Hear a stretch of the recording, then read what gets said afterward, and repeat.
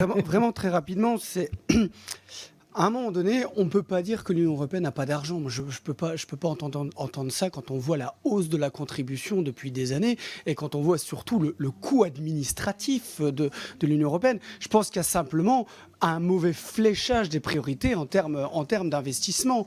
Et aujourd'hui, ce qui se passe, quand on va voter ou qu'on ne vote pas ce prélèvement européen, c'est on n'est pas capable d'imposer à l'Europe ce qu'on veut faire de l'argent qu'on leur donne. Et c'est cette vraie problématique. Il y a des vrais problèmes. J'ai parlé tout à l'heure de Frontex, de l'écologie. On parle depuis tout à l'heure du problème qu'il y a avec les Kurdes en Turquie et en Syrie.